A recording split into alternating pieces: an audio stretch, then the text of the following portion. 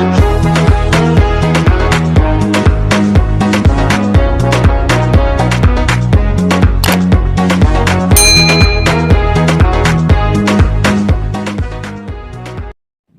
video dari kami kelompok 1 Psikologi Pendidikan, di mana kami akan memaparkan materi mengenai kesiapan dan keterampilan belajar siswa dalam masa pandemi COVID-19.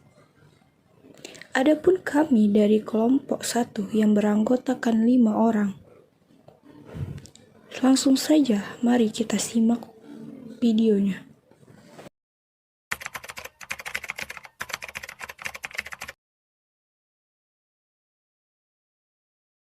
Halo, nama saya Teguh Prastio.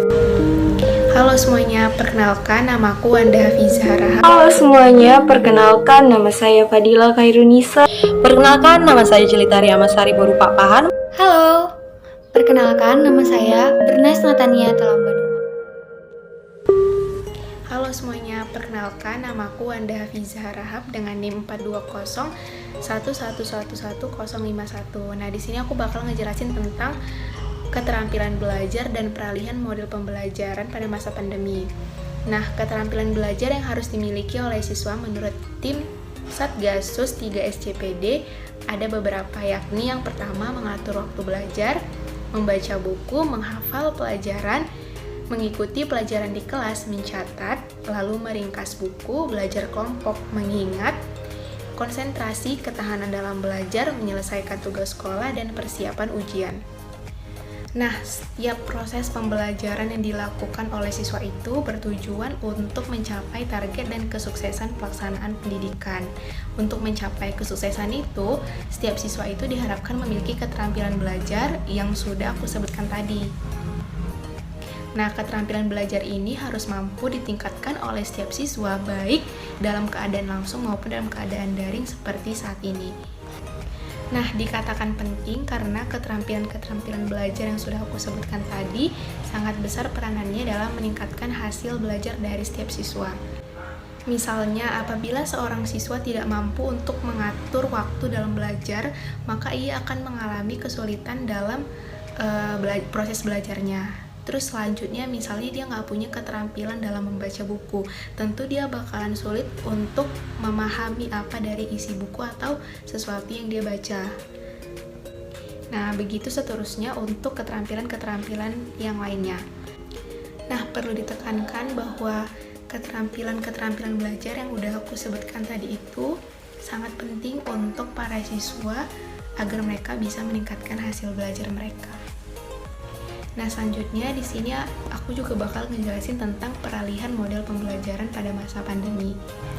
Dengan adanya pandemi COVID-19 yang tengah melanda di seluruh dunia, tentu saja kita perlu mencari metode atau cara baru untuk bisa mengatasi masalah pendidikan, di mana pada saat pandemi ini kan kita nggak bisa untuk bertemu secara langsung, melakukan kontak fisik dengan guru dan teman-teman, sehingga cara yang paling efektif dan paling baik yang kita bisa gunakan pada saat ini adalah dengan pembelajaran daring atau online melalui rumah kita masing-masing.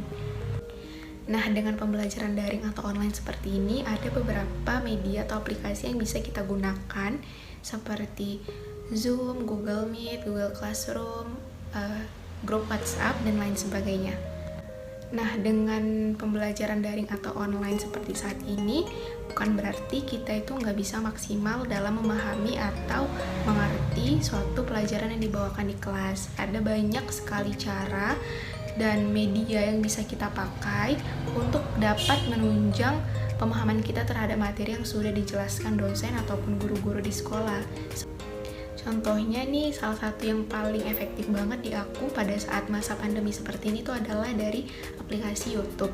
Jadi begitu ada materi yang aku nggak paham, biasanya aku tuh selalu cari lagi lebih dalam melalui aplikasi YouTube, dan itu benar-benar sangat ngebantu sih, apalagi di masa pandemi sekarang ini gitu. Nah, demikian penjelasan dari aku, semoga bermanfaat. Untuk pembahasan selanjutnya akan disampaikan oleh Oke, baik. Di sini saya akan menjelaskan apa sih itu pembelajaran daring atau biasa disebut dengan online learning. Nah, Kata daring sendiri itu adalah singkatan dari dalam jaringan, di mana kita tahu pada saat ini kita masih dalam kondisi pandemi COVID-19. Seluruh kegiatan yang biasa kita lakukan itu dibatasi oleh pemerintah. Salah satunya yaitu adalah kegiatan pembelajaran, di mana pemerintah melarang kita melakukan pembelajaran secara langsung. Oleh karena itu, pemerintah mengambil kebijakan dalam melakukan kegiatan pembelajaran ini, yaitu dengan cara pembelajaran yang dilakukan secara daring. Nah, menurut Newmik tahun 2013 halaman 92, pembelajaran daring adalah salah satu bentuk model pembelajaran yang difasilitasi dan didukung oleh pemanfaatan teknologi dan komunikasi. Dengan adanya pembelajaran daring ini, kita dapat belajar dengan jarak jauh dan tanpa harus bertemu langsung. Dan pembelajaran ini didukung oleh media dan bisa diakses melalui telepon genggam seperti handphone, laptop, ataupun komputer. Dan untuk itu, media pembelajaran daring ini juga didukung oleh aplikasi pembelajaran, bisa seperti Zoom, Google Meet, Classroom, WhatsApp, Telegram, dan lain sebagainya. Nah, dengan adanya pembelajaran daring ini dituntut untuk dapat menekankan terpaparnya virus COVID-19. Maka dari itu pemerintah mengambil kebijakan untuk melakukan pembelajaran daring ini tanpa adanya harus tatap muka secara langsung. Oke, baik. Di sini saya akan menjelaskan tentang hasil pengamatan yang sudah kami lakukan dengan pemberian Google Form oleh para responden dari SMA Negeri 1 Setabat. Nah, dari data-data yang terkumpul bahwasanya menurut mereka pembelajaran daring ini adalah sangat tidak menyenangkan atau tidak efektif, di mana pembelajaran tidak dapat dilakukan secara optimal dan terkadang jadwal pembelajaran itu suka tertunda-tunda oleh gurunya. Dan kemudian media pembelajaran yang banyak digunakan oleh mereka itu adalah telepon, di mana peningkatan penggunaan telepon itu akan semakin tinggi. Beberapa dari mereka tidak dapat secara langsung memahami materi yang telah diberikan, dan mereka mengalami kesulitan dalam memahami materi yang ada dari pembelajaran daring ini. Tidak banyak prestasi yang dicapai oleh para siswa dalam masa pandemi ini, di mana banyak dari mereka yang mengalami kesulitan dalam belajar sehingga tidak banyak dari mereka untuk mendapatkan prestasi-prestasi lainnya. Baik, sekarang saya akan menjelaskan terkait data pengamatan yang kami ambil secara studi pustaka.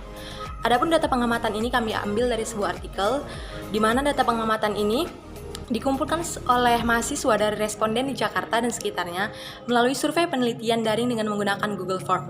Survei ini dilaksanakan pada tanggal 1 hingga 7 Juni 2020. Pada data pengamatan ini, tersedia 6 diagram dengan 4 adalah diagram lingkaran dan 2 diagram lainnya adalah diagram batang. Pada diagram pertama dapat kita lihat mengenai bagaimana jumlah responden berdasarkan jenjang pendidikan. Dapat kita lihat pada diagram ini, jumlah responden berdasarkan jenjang pendidikan itu yang paling tinggi pada jenjang perguruan tinggi. Responden yang terbanyak memberikan tanggapan terhadap data pengamatan ini berada pada jenjang pendidikan perguruan tinggi, kemudian diikuti oleh jenjang SMA, kemudian SMP, dan yang terakhir jenjang sekolah dasar. Kemudian pada diagram kedua menjelaskan bagaimana pengalaman responden dalam mengikuti pembelajaran daring sebelum wabah COVID-19 ini terjadi, di mana responden yang sudah memiliki pengalaman dalam mengikuti pembelajaran daring masih lebih sedikit dibandingkan responden yang belum memiliki pengalaman. Dengan tingkat persentase, responden yang belum memiliki pengalaman ada sebesar 252,63% dan yang sudah memiliki pengalaman ada sebesar 150,37%. Lalu pada diagram yang ketiga menunjukkan sarana apa sajakah yang digunakan dalam pembelajaran daring. Di mana dalam diagram ini sarana pembelajaran yang paling umum digunakan adalah smartphone atau handphone dengan tingkat persentase sebesar 218,54%. Kemudian diikuti oleh penggunaan laptop, lalu diikuti oleh penggunaan desktop atau komputer, dan yang terakhir diikuti dengan penggunaan sarana berupa iPad atau tablet. Lalu pada diagram keempat menunjukkan media atau aplikasi apa saja yang digunakan dalam proses pembelajaran daring. Dapat kita lihat dalam diagram ini bahwa media yang paling sering digunakan adalah media berupa WhatsApp dengan tambahan berbagai aplikasi lainnya seperti Google Classroom, Google Meet, ataupun Zoom. Lalu diikuti oleh penggunaan Learning Management System berupa perangkat lunak yang terdapat dalam komputer, kemudian diikuti oleh penggunaan WhatsApp saja, dan yang terakhir diikuti oleh penggunaan WhatsApp ditambah dengan satu aplikasi lainnya. Lalu ada diagram yang kelima. Pada diagram kelima ini menunjukkan bagaimana frekuensi komunikasi dengan guru dan teman, di mana dapat kita lihat bahwa frekuensi komunikasi antara guru dengan siswa itu jarang terjadi. Kemudian hal ini dapat kita lihat dari banyaknya jumlah responden yang memilih frekuensi jarang ini. Ada sebanyak 132 responden. Kemudian diikuti oleh frekuensi tidak pernah, lalu diikuti oleh frekuensi sering, dan yang terakhir diikuti oleh frekuensi selalu. Lalu frekuensi komunikasi antara siswa dengan siswa yang paling banyak itu adalah frekuensi yang sering, dengan yang menjawab adalah 124 responden, kemudian diikuti oleh frekuensi selalu, lalu frekuensi jarang, dan yang terakhir adalah frekuensi tidak pernah. Kemudian ada diagram yang keenam. Diagram yang keenam ini menunjukkan bagaimana atau kendala-kendala apa sajakah yang dihadapi dalam proses pembelajaran daring.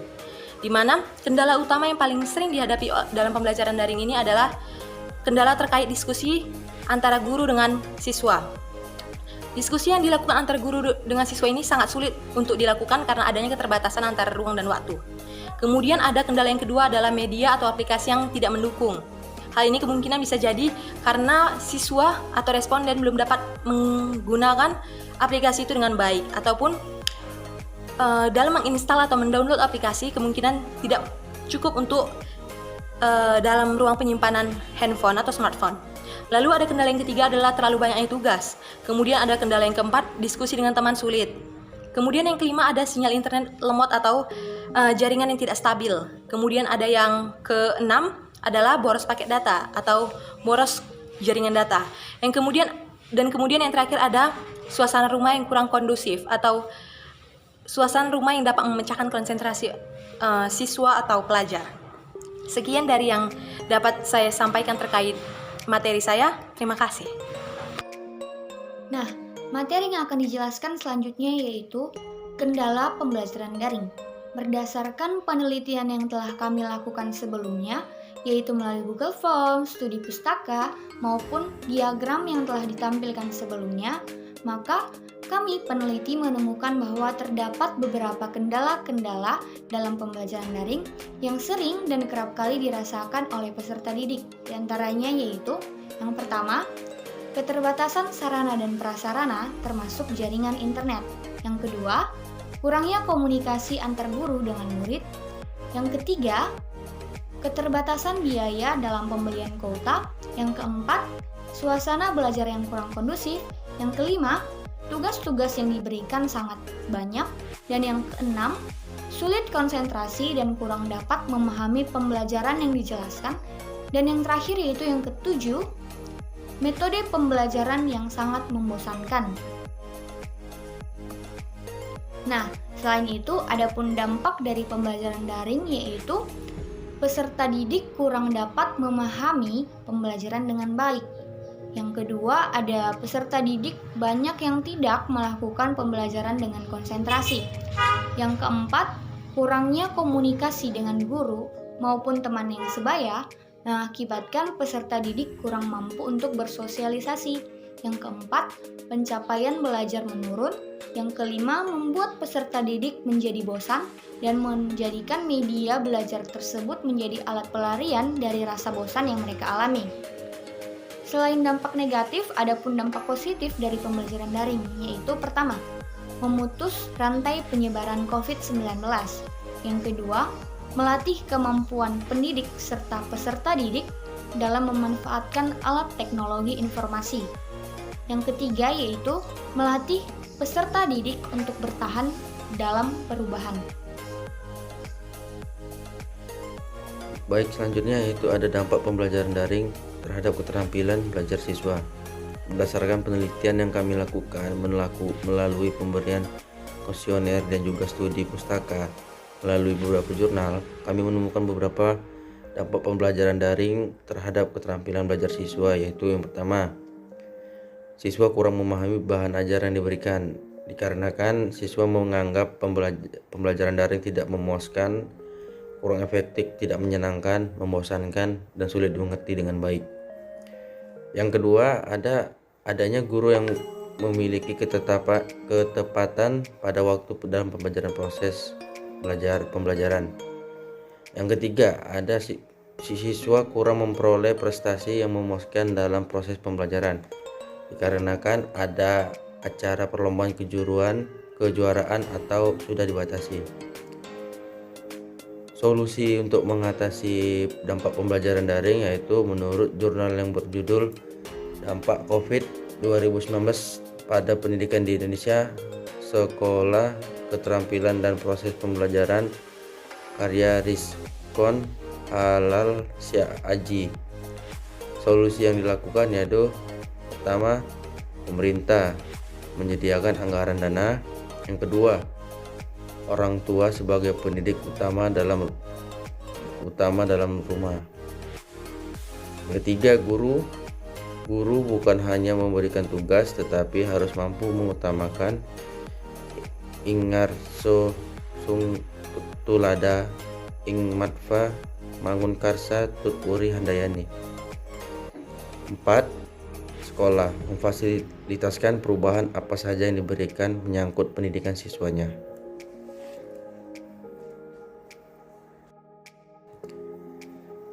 Solusi untuk mengatasi dampak pembelajaran daring yaitu menurut jurnal yang berjudul Dampak COVID 2019 pada Pendidikan di Indonesia, Sekolah, Keterampilan dan Proses Pembelajaran, karya Rizkon Halal Aji. Solusi yang dilakukan yaitu pertama, pemerintah menyediakan anggaran dana. Yang kedua, orang tua sebagai pendidik utama dalam rumah. Yang ketiga, guru bukan hanya memberikan tugas tetapi harus mampu mengutamakan ingarso sung tulada ing matfa mangun karsa tut uri handayani. 4. Sekolah memfasilitasikan perubahan apa saja yang diberikan menyangkut pendidikan siswanya.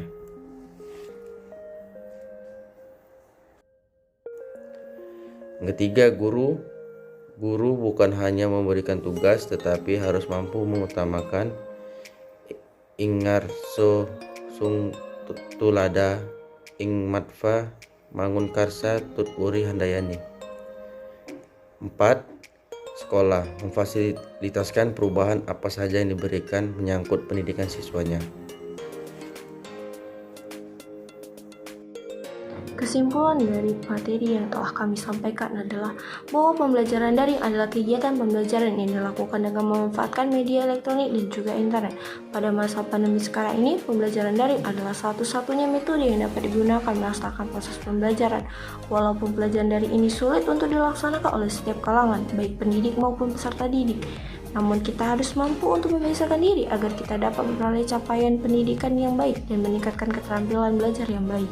Untuk itu, guna memperoleh tujuan itu, semua kalangan wajib membantu melaksanakan pembelajaran daring agar peserta didik dapat memperoleh pendidikan yang baik, sama halnya seperti pembelajaran tatap muka yang dilaksanakan jauh sebelum dengan melakukan berbagai cara seperti menemani peserta didik ketika belajar, menyediakan sarana dan prasarana yang lain, dan juga menciptakan suasana belajar yang nyaman dan menyenangkan.